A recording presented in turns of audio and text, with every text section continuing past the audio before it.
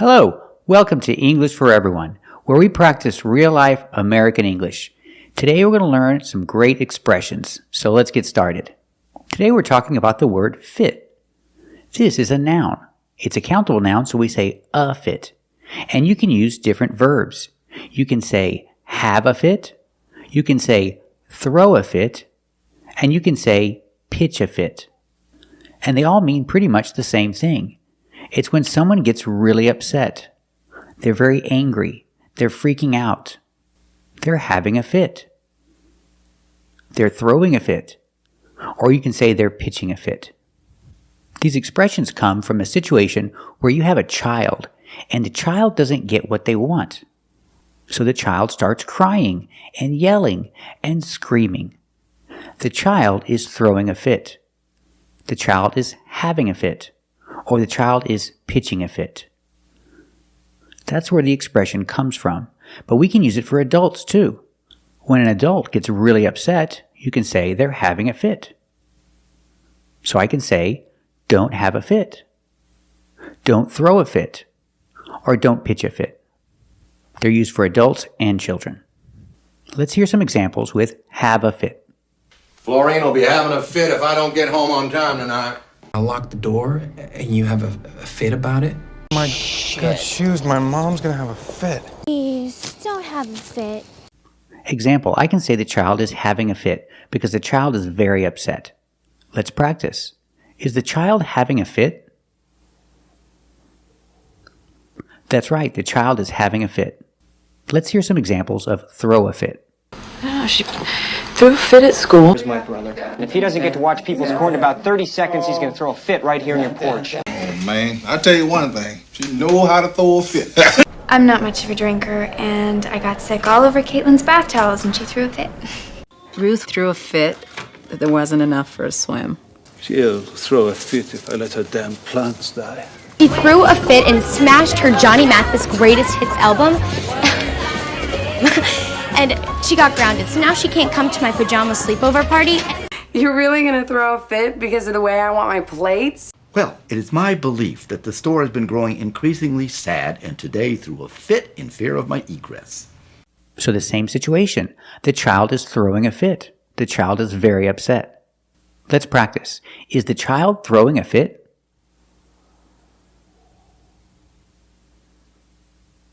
That's right, the child is throwing a fit. Let's hear some examples of pitch a fit. Besides, your grandmother will pitch a fit if she even hears you mention the word marijuana. Guy, he pitched a fit when I took that picture. He sees it, he'll pitch a fit. She sure picked a good time to pitch a fit. You better do it, or Aunt Nora's gonna pitch a fit. So the same example, I can say the child is pitching a fit. The child is very upset. Let's practice. Is the child pitching a fit? That's right, the child is pitching a fit. And I can make the expression longer. If I say have a fit or throw a fit, I can put in an extra word, hissy. I can say throw a hissy fit or have a hissy fit. And this makes it sound more like it's a child doing it. But you can talk about adults when adults are acting like children. If they're acting very upset, like a child would, then I can add the extra word hissy, but only with have a fit and throw a fit. We don't say pitch a hissy fit. Not normally. Have a hissy fit or throw a hissy fit. Let's hear some examples. Easy being a relative term, but it's probably more convenient than redecorating every time your ex throws a hissy fit. I am not having a hissy fit. I offer one fat Angelino and you throw a hissy fit. Julian's having a hissy fit. Exactly. Well, don't have a hissy fit. Well, don't have a hissy fit, Nancy. What, did the printer at the Pentagon have a hissy fit? You don't have to have a hissy fit, Ray. I'm cool with that. You threw such a hissy fit about your stupid sunblock that I wanted to prove you wrong! Noodles, you threw such a hissy fit about the window, and now look at you. So the same situation. The child is throwing a hissy fit. The child is acting very upset, yelling and screaming. The child is throwing a hissy fit. Let's practice. Is the child throwing a hissy fit? That's right, the child is throwing a hissy fit. We see the pronunciation of hissy. Use the short I sound like this is. Hiss, hissy. The child is throwing a hissy fit. Or you can say have. Have a hissy fit. In this case, it's continuous because it's right now, having. The child is having a hissy fit. The child is very upset, yelling and screaming. The child is having a hissy fit. Let's practice. Is the child having a hissy fit?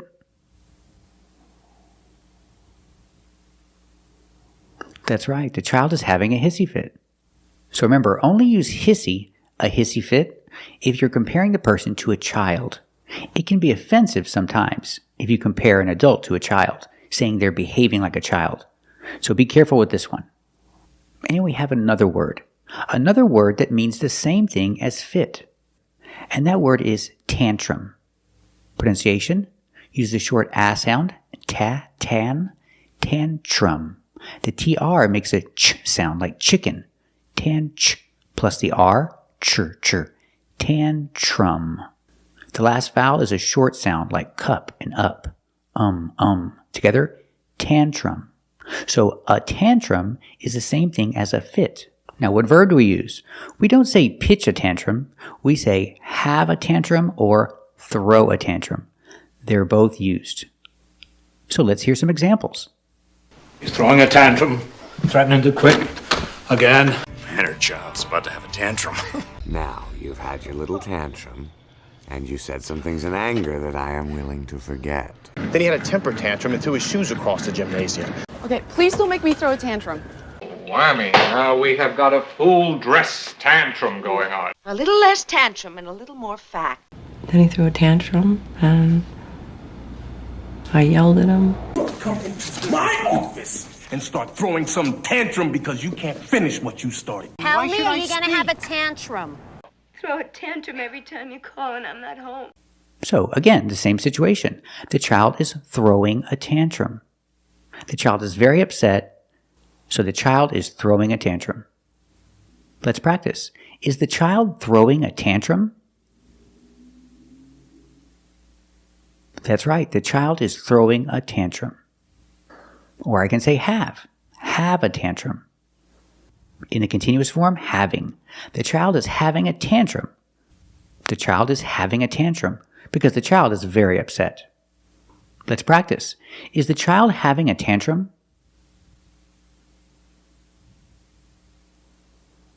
That's right, the child is having a tantrum. So remember, with fit, you can say have a fit, throw a fit, or pitch a fit. If you want to use hissy fit, especially for children or comparing adults to children, then use have a hissy fit or throw a hissy fit. And if you say tantrum, you say have a tantrum or throw a tantrum. Today we're learning this expression, by the skin of your teeth. If you do something by the skin of your teeth, it means that you barely did it. You did it, but just barely. You almost didn't do it. Let's hear some examples. Same way as everyone else will, by the skin of your teeth. Really? Not really by the skin of your teeth. You were just fine. You got in by the skin of your teeth. Example, he escaped. He escaped by the skin of his teeth. We use the possessive his. He escaped by the skin of his teeth. The idea, he barely escaped. He almost didn't escape. It was very close. Let's practice. Did he escape by the skin of his teeth? That's right, he escaped by the skin of his teeth. And they escaped too. They just barely escaped. So I can say, they got out of there. Get in the past got. They got out of there by the skin of their teeth. I use the possessive their teeth. They got out of there by the skin of their teeth.